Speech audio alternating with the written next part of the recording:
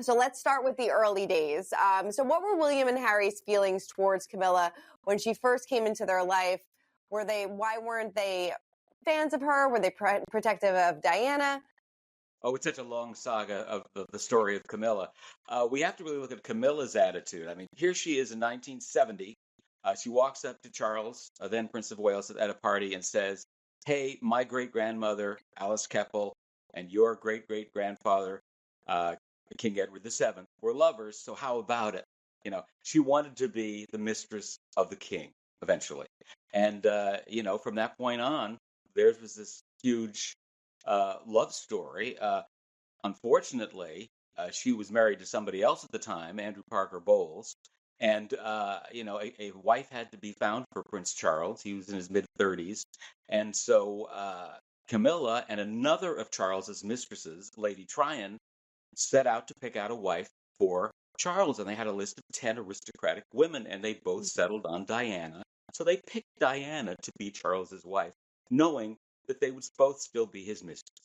And it's a bizarre setup. The whole royal family has its own way of doing things. For a long time, while everybody in the world knew that Diana was was fighting, battling Camilla to try and save her marriage, the children really didn't know about the other woman much. They only knew their parents were fighting, and they were kind of caught in the crossfire of all this screaming at each other, and literally Diana and Charles throwing things at each other. It wasn't until 1992, when William was 10, that he learned by watching an interview on television that his father did, who the other woman was. As a matter of fact, Harry, who was then only 7, he sees his father confessing his infidelity on national television in Britain, and he turns to William and says, "Is that the other lady?"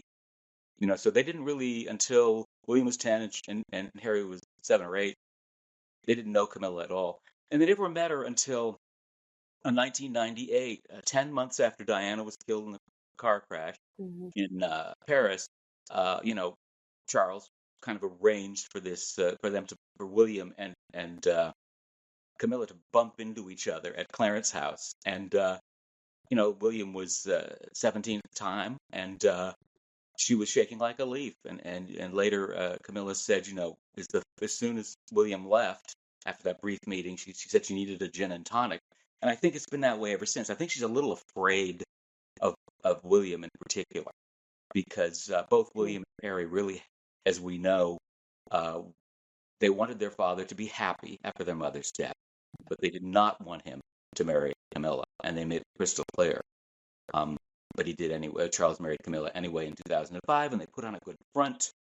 And we all remember, they tied cans to the car and all the and wrote stuff in soap on the windows, all the kind of classic stuff you do with newlyweds. And they played a very good public game.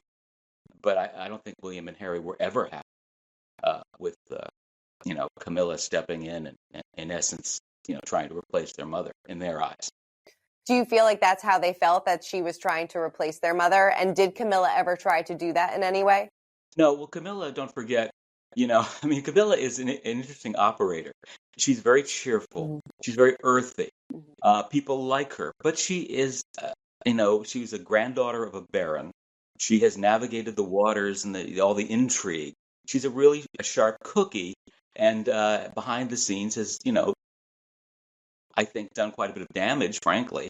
But somehow she became queen. I mean, don't forget, Charles married Camilla. The queen never liked Camilla. Look, Camilla called her nickname for Diana when they were battling was Barbie. She called Diana Barbie behind her back, and Barbie called her famously Camilla the Rottweiler. Camilla has been that was called the Queen Mother called her that wicked woman.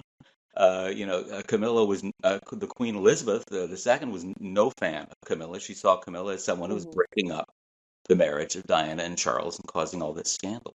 So I don't think people realize the extent to which it's really been a lot of turmoil in the background caused by Camilla. And Camilla can only convince the Queen to allow Charles to marry her.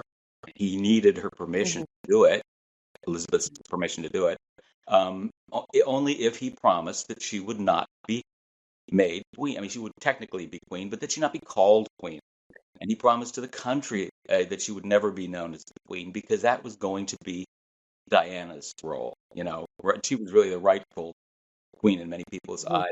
And but he broke that promise ultimately, and Camilla seems fine with it. Yeah. No, you're right. And you talked a little bit before about, kind of how frosty things were between William and Harry. But do you have any more details about how, like, any maybe specific instances where things got really intense between the three of them? Let's go back to 2007 when, William he'd been dating Kate for, at that point, 6 years. And and she hung in there. And in 2007, Camilla, who was always against William marrying Kate, behind the scenes, constantly kind of conducting a secret campaign to make sure that she not end up in the role of being the future queen, because Camilla is a great believer in aristocracy. I mean, she doesn't look like it, but she's kind of a snob, and she didn't think Kate, who was a descendant of coal miners from the north of England, whose mother, was a flight attendant who spent part of her childhood in public housing. She didn't think, however gracious and intelligent and smart and educated Kate Middleton was, she wasn't of their class. She wasn't our type, And so Camilla was constantly whispering in Charles's ear to kind of put the kibosh on this. And so Charles went to William and said, well, you either ask her to marry him or ask her to marry you or break up with her. So in 2007, William, put in this position, essentially by Camilla through his father Charles, famously broke up with. I remember at that time I was in London, and the whole world came crashing down because nobody thought that was going to happen.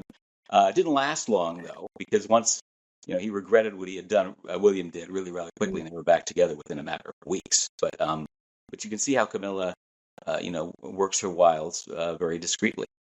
So did that make it a very frosty relationship between Kate and Camilla as well, once she kind of found out that she was trying to put the kibosh on that marriage? Right, absolutely. I don't think they've ever been close, and they couldn't be. I mean, at one point there's all this competition going on behind the scenes. It's not just a question of Camilla trying to upstage Kate or vice versa.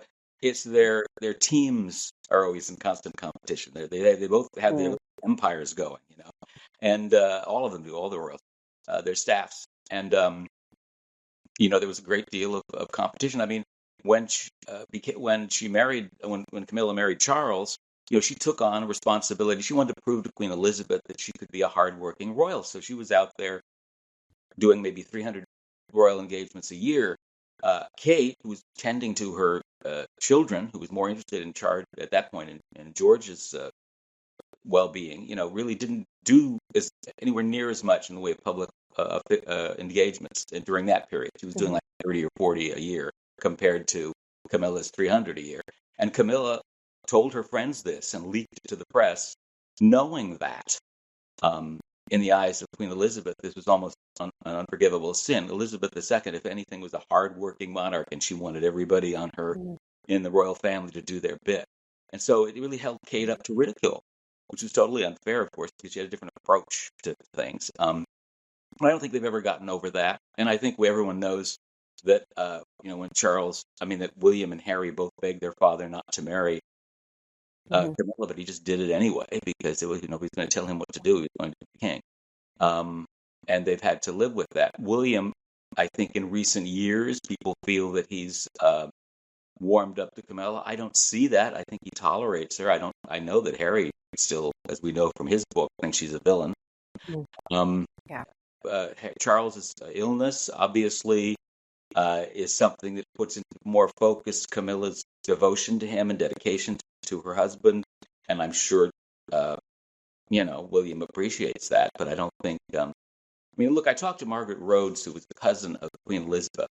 And she said, look, everyone looks at this and they're trying to make it like a normal family. She said the royal family, and again, this is the Queen's cousin talking, her favorite cousin, that the royal family isn't cozy. The family is not set up to be cozy. It's the firm, it's a business. So Are they all going to, hug and sing Kumbaya at any time soon? I don't see it. No. But Harry and Meghan are really in the Camilla's crosshairs. As far as the Megxit and whatnot. I mean, she's one of those people who has lobbied to just keep them where they are and not welcome them back into the family. Is she in Charles's ear about not mending that relationship at all? Yes, I don't think she wants. I mean, I think she's, the Queen was very rough in this area too. The Queen said, "Well, either you're all in or you're out," and she wouldn't allow. She stripped Harry of his titles, and I think Charles has in the back of his mind, well, that's the way it goes, and that's the rule we're going to follow, and that's what Mummy did, and that's what I'm going to do. And I think it's Camilla feels it's in her interest to back up her husband on that. So she's not going to step up and say, "Hey, why don't you, take the olive branch that Harry keeps extending you and accept it." No, I don't see her doing that at all. Interesting. In his memoir, he called Camilla dangerous. Is she someone who has been dangerous to the royals? Well, I mean, look what happened. I mean, you've got the entire Diana Camilla mess, don't you? I mean, it's really quite. Had Charles married, if Camilla had not been in the picture, I think it's quite possible Diana and he could have had a great marriage. Toward the end of her life, Diana had come to accept the fact that you couldn't really, what do you say to people who were so desperately in love, they would go to the lengths that Camilla and Charles did to get together ultimately. Right. So she pointed to them and said, told William and Harry, boy, if you ever find a love like what Charles and Camilla obviously have always had for each other, hold on to it, protect it. Diana actually in the closing months of her life was in a great place with Charles. They were, right. There was an affection between the two of them. So who's to say that couldn't have happened if Camilla hadn't been in the picture from the very beginning? And by the way, there's no doubt, nobody has disputed that Diana was very much in love with Charles at the time they were married. But she had to, even at the wedding ceremony at St. Paul's Cathedral, she walks down the aisle knowing she had just learned that Camilla was Charles is still his mistress, and there's Camilla sitting on the aisle. So she had her work cut out from her. Diana had her work cut out for her, as far as Camilla was concerned, from the get-go. Do you feel like Harry and William respect the fact that they love each other so much, despite everything that has happened? Like you said, Diana said, "I hope you find a love like Charles and Camilla have." Do you think that they respect that love that they have? Yes. I mean, I do think that's the one thing they did. From the beginning, they wanted their father to be, above all else, happy. And I think that they know that he makes her happy. And they you see them together. I mean, there's no question about, I think the thing that is the big tip-off is the laughter. I mean, Charles and Camilla are always sharing inside jokes. It doesn't matter if they're on tour in Africa or, going to a cocktail party. In London, or at a banquet, they're whispering in each other's ears and laughing. And humor is the key, I think, to all of this. And people are envious of it. Let's be honest, But I don't. It's kind of us against the world. A little bit of that, I think it's I don't think Camilla gave a thought to what might have happened, and unfortunately did happen ultimately because of her actions. That's for sure. Yeah. What ultimately changed Harry and William's decision to attend the wedding? Because, like you said, they were so adamant about their father not marrying Camilla, but obviously nobody was going to tell him what to do. But why did they stand there and support him, you think? A lot of people don't. I mean, you don't defy the Queen, and you don't defy your father, the Prince of Wales. And they were told to do this, so they just did it with a smile. And they got into the rhythm of it, But I think they only found out as they matured the degree to which, she just, really worked against their mother to ruin the marriage. And by the way, I've written endlessly about the lengths to which Camilla and Charles, would have their rendezvous and vacations together and kind of rub Diana's nose in it. And in a sense, Camilla was in the lives of William and Harry before they were born, because there's that scene, and it's really horrifying, but when Diana was 3 months pregnant with William, she was so desperate about Camilla that she stood at the top of the stairs at Sandringham in full view of the Queen and Princess Margaret and said, unless you leave Camilla, I'm going to throw myself down these stairs. And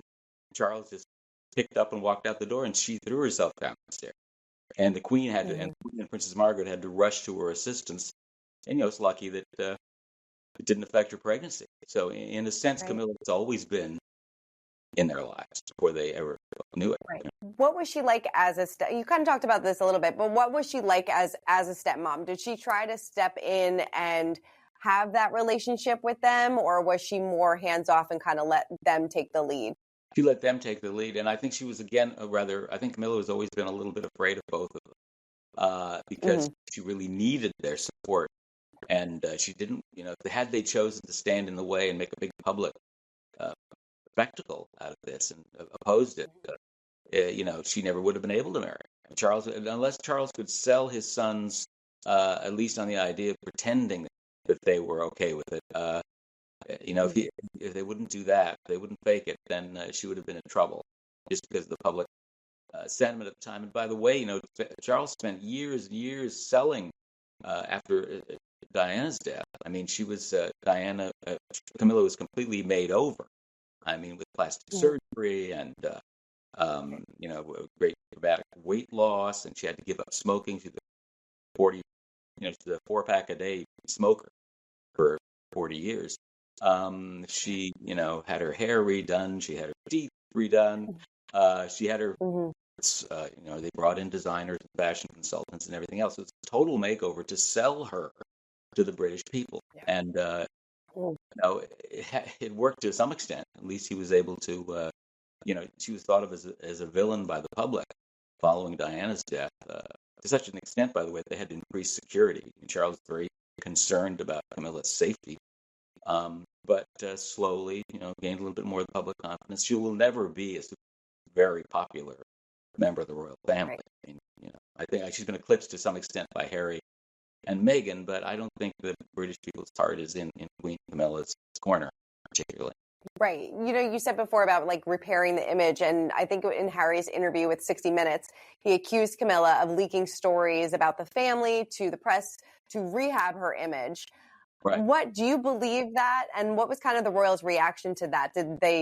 Obviously they were probably very upset about this, but is that something that you had heard in the past as well? Oh, absolutely. I've written about it in the past. She's absolutely, as I mentioned before, basically tried to undermine Kate by leaking stories and to the press about how Kate wasn't working hard. She wasn't lazy, which she wasn't. She was just focusing on her family. No, she's very good at that. And what she does, she has this cadre of very loyal friends. She's known them for decades. And those people whisper in their ear, they tell the tabloids, and boom, everyone in the world is given these little nuggets. And they're always damning. It's never anything particularly. And she makes sure that it's not positive news. So yeah, it's been. She's very clever. Very clever. So interesting. That really is. What do you think? How do you feel like? Do you feel like Harry still views her as the villain in this story? More than ever. I'm certain that Harry must think that Camilla is playing a role in, persuading Charles not to reach out to him, not to find some middle ground where they can, try to repair some of the damage that's been done over the years. William, I do think, however, is on the same page as Camilla and his father. I think William is particularly wounded by the comments that one of the very damning statements that Harry about him being a bully, that sort of book Spare. But yeah, and the charges of racism within the royal family and that sort of thing.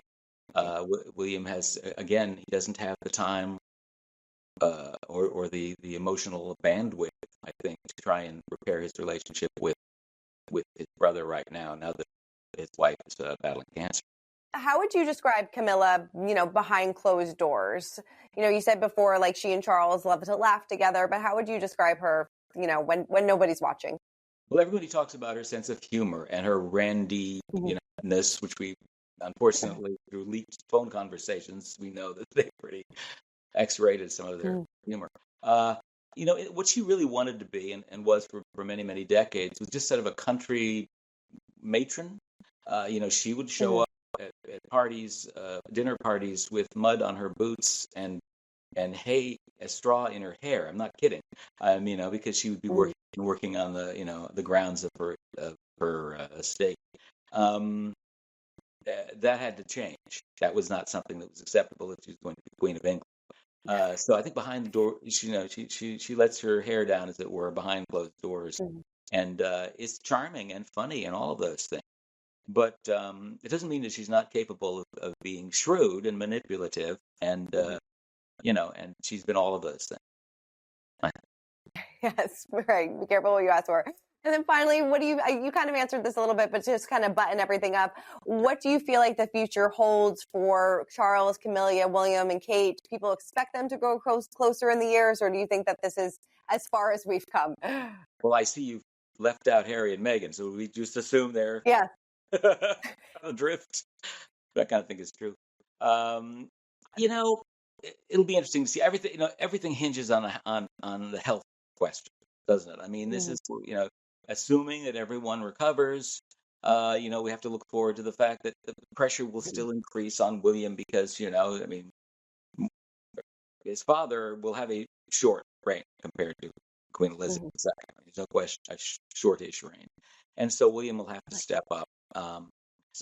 So I think that he's feeling that pressure more. I think that both he and Kate obviously are capable of doing this job. They definitely are the future of the monarchy.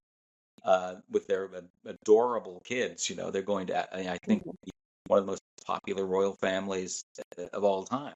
But in the mhm. meantime, they have all of these various really real human crises that they have to deal with. So, and I'm speaking specifically about the cancer battles. Mhm. So we'll just have to see how it all shakes out.